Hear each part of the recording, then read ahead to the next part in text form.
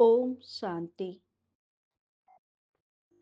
நமது சாகார தந்தை சிவபாபா அவர்கள் நமது பிரம்மா பாபாவின் சரீரத்தில் வந்து இரவு வகுப்பு எடுத்திருக்கிறார். அன்றைய வருடம் என்னவென்றால் 1969 ஜனவரி 18.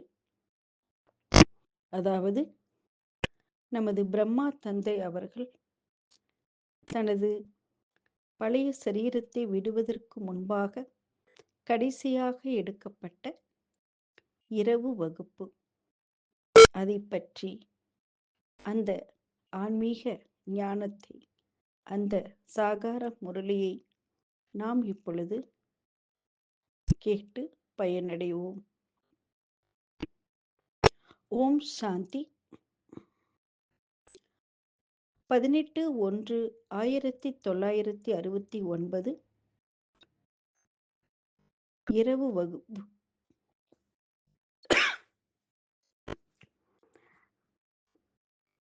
இரவு வகுப்பு சிவபாபாவின் நினைவு இருக்கிறதா? குழந்தைகள் ஆன்மீக தந்தையால் புத்துணர்ச்சி பெற வருகிறார்கள். ஏனென்றால் குழந்தைகள் எல்லையற்ற தந்தையை பற்றி அறிந்திருக்கிறார்கள்.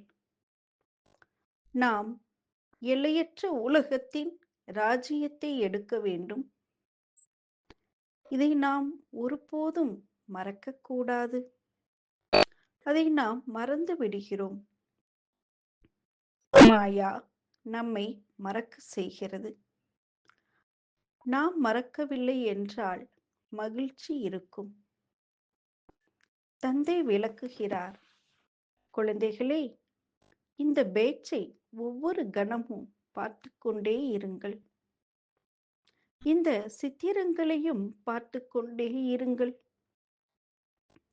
சுற்றி செல்லும் போது பேட்சை பார்த்து கொண்டே செல்லுங்கள். இதனால் தந்தையின் மூலம், தந்தையை நினைவு கூர்வதன் மூலம் நாம் இப்படி ஆகிவிடுகிறோம் என்பதை நீங்கள் அறிவீர்கள். நீங்கள் தெய்வீக குணங்களையும் தாரணை செய்ய வேண்டும். ஞானம் பெறுவதற்கு இதுதான் உகந்த நேரமாகும். இனிமையிலும் இனிமையான குழந்தைகளே என்று தந்தை கூறுகின்றார். இரவு பகல் இனிமையிலும் இனிமையான என்று கூறிக்கொண்டே இருக்கின்றார். இனிமையிலும் இனிமையான பாபா என்று குழந்தைகள் கூறுவது கிடையாது. இருவரும் கூற வேண்டும் அல்லவா? அவர் எல்லையற்ற பாப் தாதா. ஆனால் தேக அபிமானத்தில் உள்ள சிலர் பாபாவை மட்டுமே இனிமையிலும் இனிமையானவர் என்று கூறுகின்றனர். சில குழந்தைகள் கோபத்தில் வந்து சில நேரங்களில் பாப் தாதாவிற்கும் ஏதாவது கூறிவிடுகின்றனர். சில நேரங்களில் பாபா மற்றும் சில நேரங்களில் தாதாவிடம் ஏதாவது சொல்கிறார்கள். விஷயம் ஒன்றுதான். சில நேரங்களில் நிமித்தமான பிராமணியிடம், சில நேரங்களில் தங்களுக்குள் கோபப்பட்டு விடுகின்றனர். எனவே அவர்கள் எல்லையற்றவர் மீது கோபப்படுகிறார்கள். எனவே எல்லையற்ற தந்தை அமர்ந்து குழந்தைகளுக்கு அறிவுரை கொடுக்கின்றார். ஒவ்வொரு ஊரிலும் பல குழந்தைகள் உள்ளனர். அவர் உங்களை பற்றி அனைவருக்கும் எழுதிக் கொண்டே இருக்கின்றார். நீங்கள் கோபப்படுகிறீர்கள் என்று உங்களை பற்றிய ரிப்போர்ட் வருகின்றது. இதைத்தான் தேக அபிமானம் என்று எல்லையற்ற தந்தை கூறுகின்றார். தந்தைதான் அனைவருக்கும் குழந்தைகளே ஆத்ம உணர்வுடையவராகுங்கள் என்று கூறுகிறார். இந்த தாதாவும் எனக்குள் தேக உணர்வு இல்லை என்று தனக்குத்தானே சொல்லிக் கொள்கிறார். நானும் அப்படி ஆகிக்கொண்டே இருக்கிறேன். இந்த தாதாவும் ஆத்ம உணர்வுடையவராகிவிட்டார் என்று அர்த்தமல்ல. அவர் சூட்சும உலகிலும் அதையே செய்கிறார்.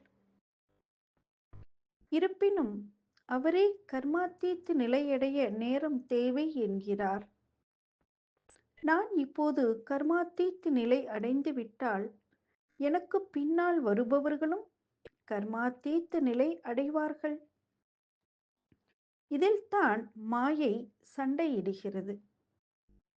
அனைத்து குழந்தைகளுக்கும் ஏற்றத்தாழ்வு ஏற்பட்டு கொண்டுதான் இருக்கிறது.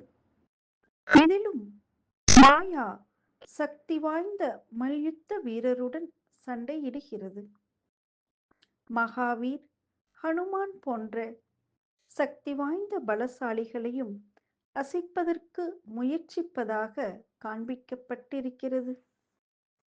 இந்த நேரத்தில்தான் அனைவருக்கும் சோதனை செய்கிறது. மாயை இடத்தில் வெற்றி தோல்வி என்பது அனைவருக்கும் ஏற்பட்டு கொண்டுதான் இருக்கிறது. யுத்தத்தில் அனைவருக்கும் நினைவு மற்றும் மறதி ஏற்படுகிறது.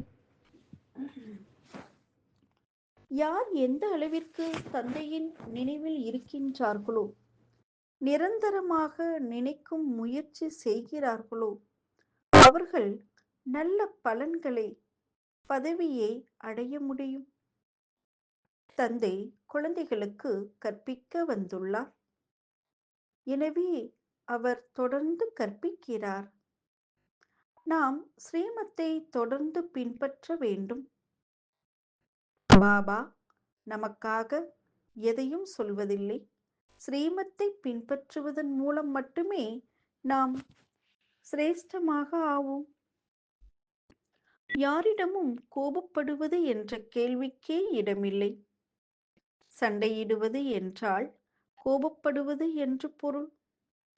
குழந்தைகள் எந்த வகையிலும் கோபப்படக்கூடாது. சட்டத்தை நம் கையில் எடுக்கக்கூடாது. யாராவது ஏதேனும் தவறு செய்தால் அதை பாபாவிடம் தெரிவிக்க வேண்டும். சுயம் யாரிடத்திலும் சுட்டிக்காட்டக்கூடாது. இது சட்டத்தை கையில் எடுத்துக் கொள்வதாகும். அரசாங்கம் சட்டத்தை நம் கையில் எடுக்க அனுமதிக்காது. யாராவது நம்மை தள்ளினால் நாம் அவர்களை தள்ள மாட்டோம். நாம் அவர்களிடம் புகார் செய்வோம். பின்னர் அவர்கள் மீது வழக்கு தொடரப்படும். ஆம், இங்கும் குழந்தைகள் எதிரில் எதுவும் கூறவிடக்கூடாது. பாபாவிடம் சொல்லுங்கள்.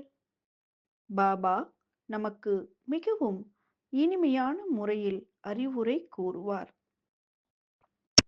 மிக இனிய யுக்தியை பாபா கூறுவார். தேக அபிமானியாவதால் தனது பதவியை குறைத்துக் கொள்கின்றனர்.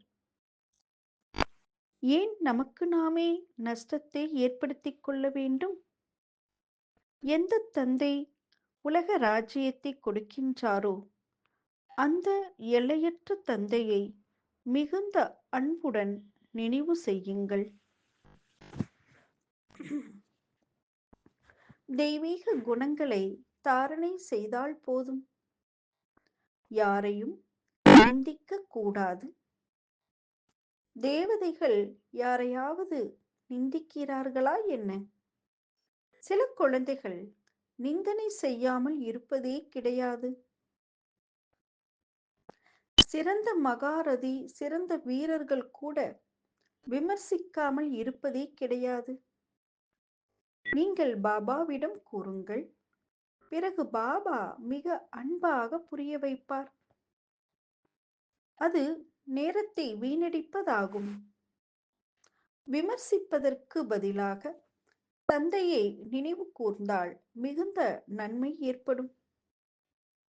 யாரிடமும் வாதம் விவாதம் செய்யாமல் இருப்பது மிகவும் நல்லதாகும். நாம் புது உலக ராஜ்யத்தை ஸ்தாபனை செய்து கொண்டிருக்கிறோம் என்பதை குழந்தைகளாகிய நீங்கள் உள்ளத்தால் புரிந்திருக்கிறீர்கள். உள்ளுக்குள் எவ்வளவு போதை இருக்க வேண்டும்!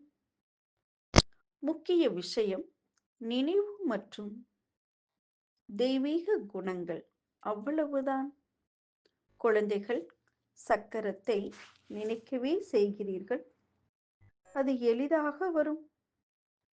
84 பிறவிச் சக்கரம் அல்லவா?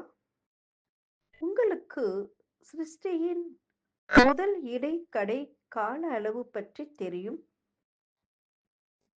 பிறகு நீங்கள் மற்றவர்களுக்கும் மிகுந்த அன்புடன் அறிமுகம் கொடுக்க வேண்டும். எல்லையற்ற தந்தை நம்மை உலகிற்கு எஜமானர்களாக ஆக்கிக் கொண்டு இருக்கின்றார். அவர் நமக்கு ராஜ யோகம் கற்பித்துக் கொண்டு இருக்கிறார். விநாசமும் எதிரில் இருக்கிறது. இப்போது நாம் சங்கம யுகத்தில். புதிய உலகம் ஸ்தாபிக்கப்படும் போது பழைய உலகம் அழிக்கப்படுகிறது. தந்தை குழந்தைகளை எச்சரித்துக் கொண்டே இருக்கின்றார். ஒவ்வொரு அடியிலும் நினைவு செய்து செய்து சுகம் அடையுங்கள். தேகத்தின் அனைத்து துக்கங்களும் நீங்கிவிடும். அரை கல்பத்திற்கு நீங்கிவிடும். தந்தை சுகதாமத்தை ஸ்தாபனை செய்கிறார். மாயை ராவணன் துக்கதாமத்தை ஸ்தாபனை செய்கிறது. குழந்தைகளாகிய உங்களை தவிர வேறு யாருக்கும் இந்த விஷயங்கள் தெரியாது. இதையும் குழந்தைகளாகிய நீங்கள் வரிசைக்கிரமமாக புரிந்திருக்கிறீர்கள். தந்தைக்கு குழந்தைகளின் மீது எவ்வளவு அன்பு இருக்கிறது! ஆரம்பத்திலிருந்தே தந்தையின் அன்பு இருக்கிறது. குழந்தைகளுக்கு நாளுக்கு நாள் மகிழ்ச்சியின் பாதரசம் உயர்ந்து கொண்டே இருக்க வேண்டும். பொற்காலத்தில் பாதரச குஷியின் அளவு அதிகமாக இருந்தது. இப்பொழுது நினைவு யாத்திரையின் மூலம் மீண்டும் அதிகரிக்க செய்ய வேண்டும். அது சிறிது சிறிதாக அதிகரிக்கும். வெற்றி தோல்வி ஏற்பட்டு பிறகு வரிசைப்படியான முயற்சியின்படி முந்தைய கல்பத்தில் இருந்ததை போன்ற உங்கள் நிலையை அடைவீர்கள். மற்றபடி கல்ப கல்பத்தில் ஏற்படுவது போன்ற நேரம் ஏற்படுகிறது. யார் கல்ப கல்பம் தேர்ச்சி பெறுகிறார்களோ அவர்களே தேர்ச்சி பெறுவர். பாப்தாதா சாட்சியாக இருந்து பார்க்கின்றார். குழந்தைகளின் முன்னேற்றத்தை கண்காணித்து பின்னர் அவர்களுக்கு அறிவுரை வழங்கிக் கொண்டே இருக்கிறார். வெளியில் சென்டர்களில் இந்த அளவிற்கு புத்துணர்வுடன் இருப்பது கிடையாது. அதனால்தான் குழந்தைகள் தங்களை புத்துணர்ச்சியடைய செய்ய இங்கே வருகின்றார்கள்.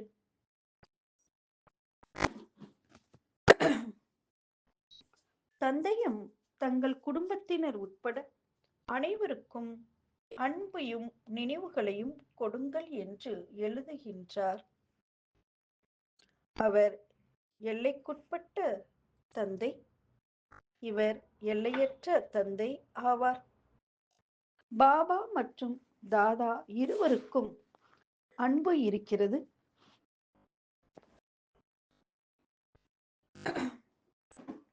ஏனெனில் கல்ப கல்பத்திற்கும் அன்பாக சேவை செய்கின்றனர்.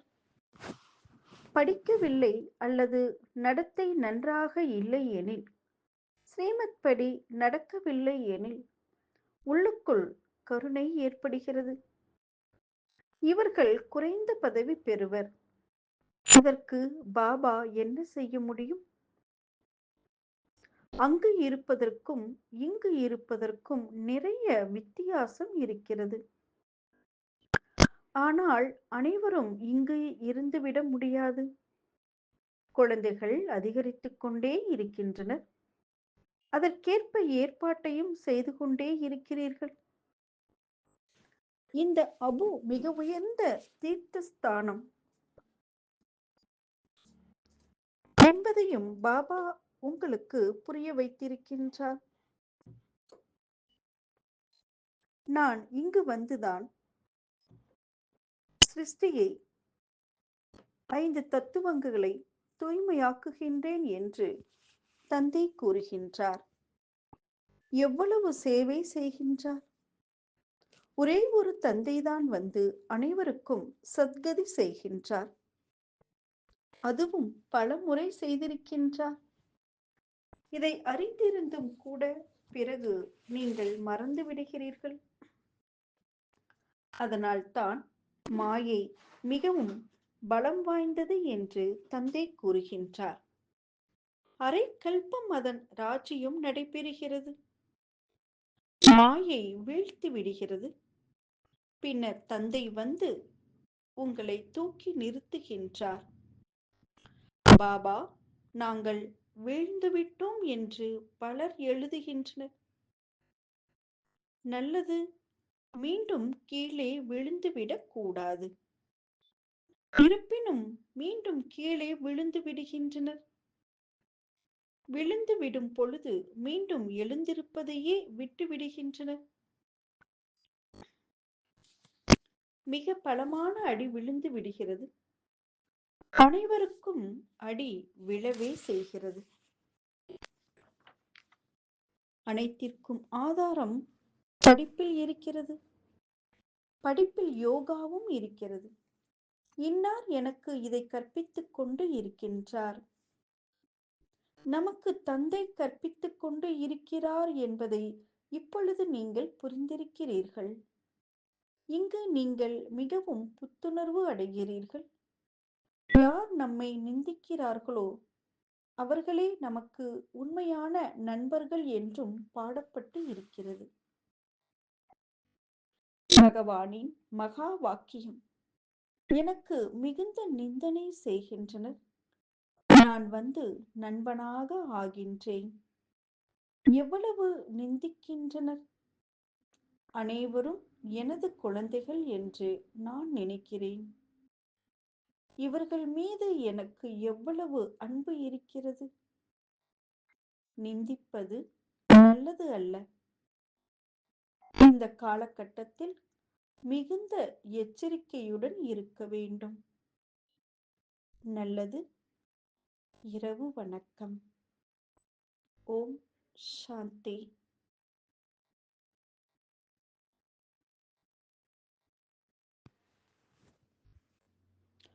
ஓம் சாந்தி.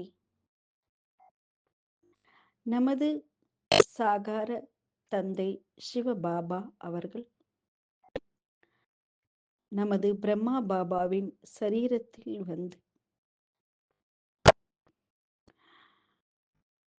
இரவு வகுப்பு எடுத்திருக்கிறார். அன்றைய வருடம் என்னவென்றால் 1969 ஜனவரி 18. அதாவது நமது பிரம்மா தந்தை அவர்கள் தனது பழைய சரீரத்தை விடுவதற்கு முன்பாக கடைசியாக எடுக்கப்பட்ட இரவு வகுப்பு.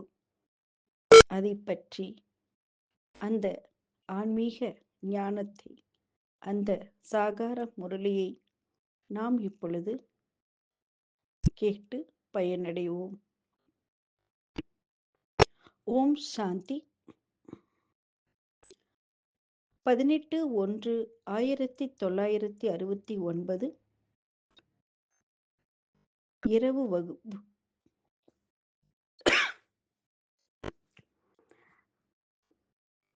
இரவு வகுப்பு. சிவபாபாவின் நினைவு இருக்கிறதா? குழந்தைகள் ஆன்மீக தந்தையால் புத்துணர்ச்சி பெற வருகிறார்கள். ஏனென்றால் குழந்தைகள் எல்லையற்ற தந்தையை பற்றி அறிந்திருக்கிறார்கள். நாம் எல்லையற்ற உலகத்தின் ராஜ்யத்தை எடுக்க வேண்டும். இதை நாம் ஒருபோதும் மறக்கக்கூடாது. அதை நாம் மறந்து விடுகிறோம். மாயா நம்மை மறக்க செய்கிறது. நாம் மறக்கவில்லை என்றால் மகிழ்ச்சி இருக்கும்.